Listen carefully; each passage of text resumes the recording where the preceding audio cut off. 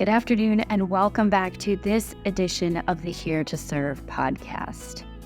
This is our final episode of the Here to Serve podcast for the year, and we decided to turn our attention to our very special celebration of our 75th anniversary in 2024.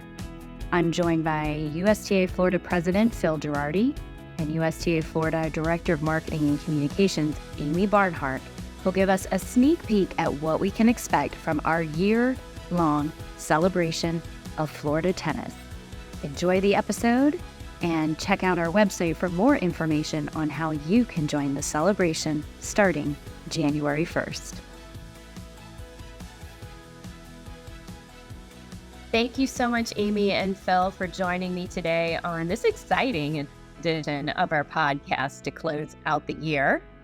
Where we're going to talk a little bit about our 75th anniversary celebration. So, Phil, I'm just going to dive right in and start with you.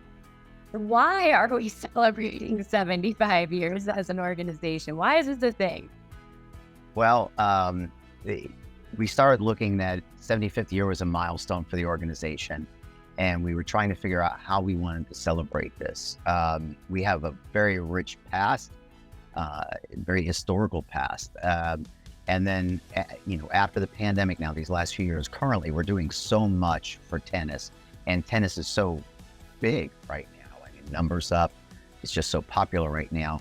And then, but we also want to look into the future, as far as what's happening. But while we're in this 75th year, let's take the time and honor those that have helped us in the past and volunteered in the past, and also celebrate those that are working now towards our goals for the future. Awesome. Well, I'm excited.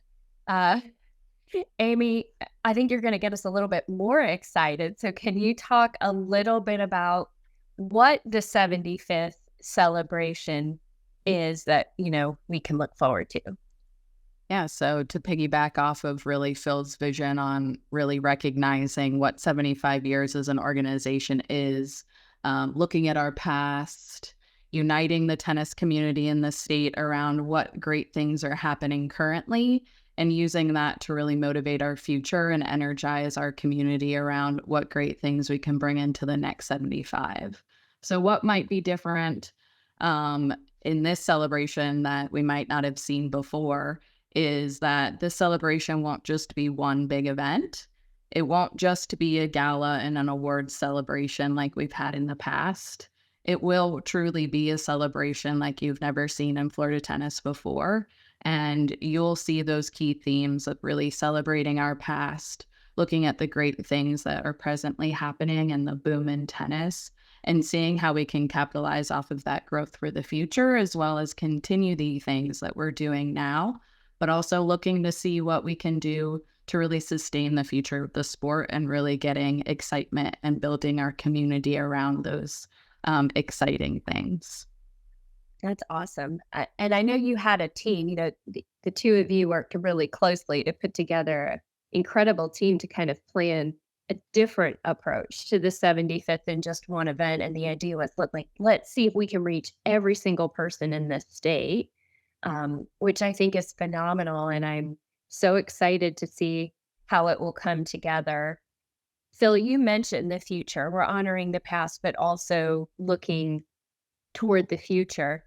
Can you talk maybe a little bit more about how this particular year-long celebration will set the stage for the future of Florida tennis? Yeah. First of all, and again, while I'm on this, I'm going to thank you and Amy, especially Amy on this project and how much work she's done. We start off with an ambitious project, so I want to make sure I get that in. But not everybody in Florida understands what USTA Florida does as far as for the tennis world. As well, there's a lot out there that honestly we don't know about.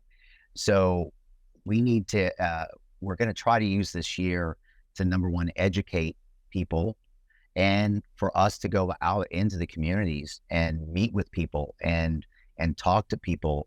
We're working on a volunteer system structure for our future. And this is a great way to kick it off.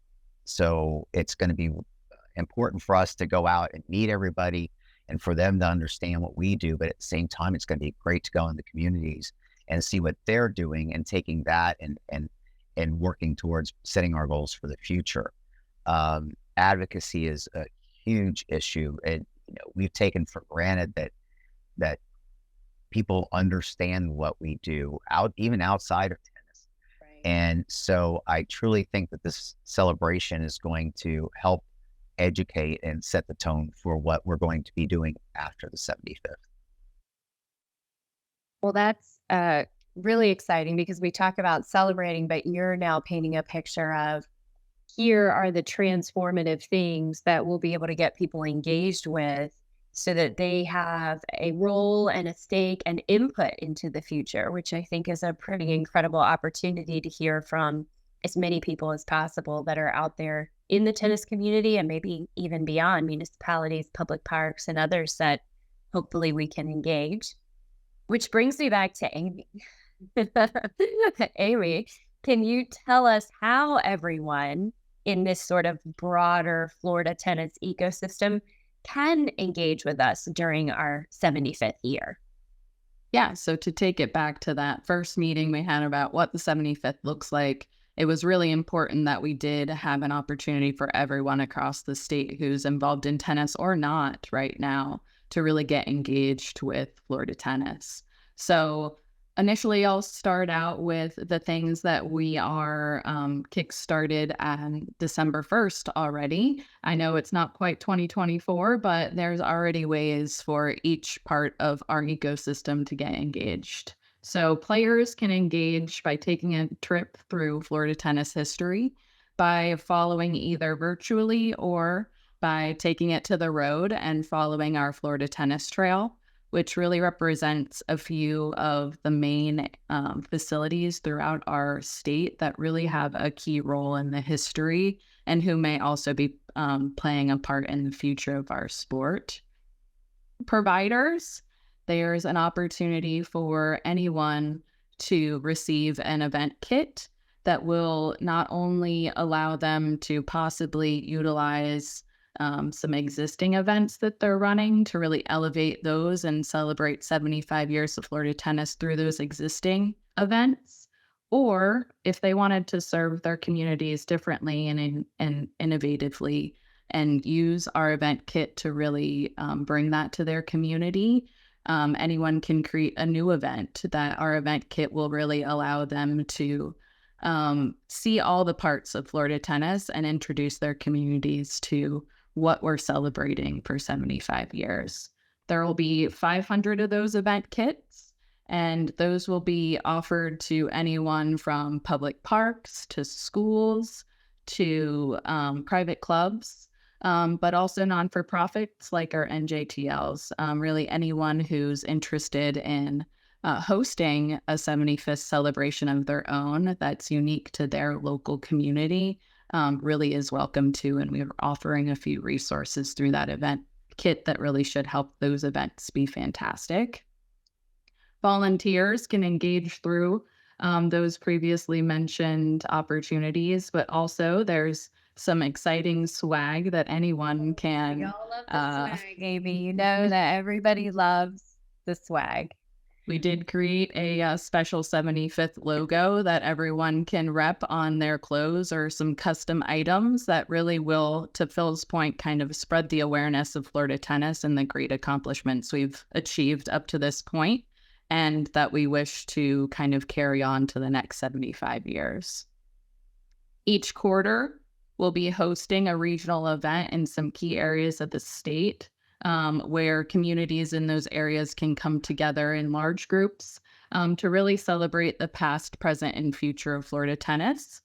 Those dates and locations will be released in the new year. Everyone will have more opportunities throughout the year of 2024 to get engaged. These are just the initial components that we're releasing as of December. But you can stay up to date on what additional ways you can celebrate 75 years of Florida tennis by signing up for a special email update that will be specifically 75 years of Florida tennis. So throughout the year, there will be more ways for each member of our community to get engaged. That's a great overview. And I know one other thing you did, which really excites me, or that we're doing, is for the Florida Tennis Trail, you can submit a location as well, which I think is amazing. So we have virtually all the locations listed, but we'll also do some really special in-person stops along the tennis trail, yet to be determined. So that's really exciting. So we'll be hosting some events along the tennis trail throughout the year. But of course, if there's a location of note, I know people are able to submit that directly to us and we can feature that on the website. So that is really exciting. And I love that throughout the year, there's always going to be new and different things coming. So it's going to just sort of build as we go and have really 12 full months of celebrating. So thank you, Amy. Thank you to the team for putting all that together. I'm really, really excited. My last question for both of you is, what excites you most? So I've talked about the tennis trail. That's kind of what excites me the most. I'll be honest. That's my own personal excitement. But Phil, maybe I'll start with you. What is the most exciting thing from your perspective about the 75th celebration? Oh, there's so many things, and this was a tough one. I saw this question. I'm like, I don't know what's going to excite me the most, but so I might touch on a couple. But one is just going to be getting everybody together and going out and seeing people, and meeting people. I think getting the message out is just one of the biggest things that excites me, because there's too many people out there that think of USTA or USTA Florida, and they really don't understand. So that component's good. The other great thing in these meetings is we're going to be able to honor a few people that deserve it as we go around. We have some people that have been great volunteers in the past that will be, let's say, they're appreciated and they're going to be honored, as well as some, higher profile people that might have been in Florida. So I think that having that, that honoring our past is really, because I've worked with, this will be my 25th year as a volunteer, so many great people in the past that have made this organization great. So just getting out there and seeing everybody, I'm really looking forward to that, and then getting the word out. Awesome. Well, we'll have to check back in at the end of the year, and we'll have to say, what was our favorite, right? These are what we think our favorites are going to be. We might have more. Amy, what are you most looking forward to? What most excites you? So I think kind of similarly to Phil in some senses is really getting out there in the community. And really what I love about the tennis community is that we all have a special story that's unique to us about how tennis has touched our lives. I learned tennis in Florida from a female coach in Joan, and I played on public parks with my dad. I was on my high school team. So I think of all of those people and how tennis influenced their lives and how ultimately they influenced mine. And I know everyone in our community has a unique story that really unites us. And ultimately, that's the energy that's going to bring us into the future. And to be able to be around people who really love the sport for what it's done in their lives, and for what it's done for people they know, or their communities, and the impacts that really the sport outside of just ourselves can do throughout the state. I think to be energized through those stories throughout the whole year is what's most exciting to me. Well said, Amy. I can't think of a better way to close out our podcast year, or our year in general, than those thoughts and the important work we do, and just getting excited for the future and for our 75th. So thank you both for your leadership, all of the work that's gone into this. Genuinely appreciate your time today, and thank you for all you do. I'm very blessed to work with you both. Thanks. Likewise. Thank you. That's all for this episode of the Here to Serve podcast. We'll be back in January with all new episodes and topics. In the meantime, wishing you all a very happy and healthy holiday season.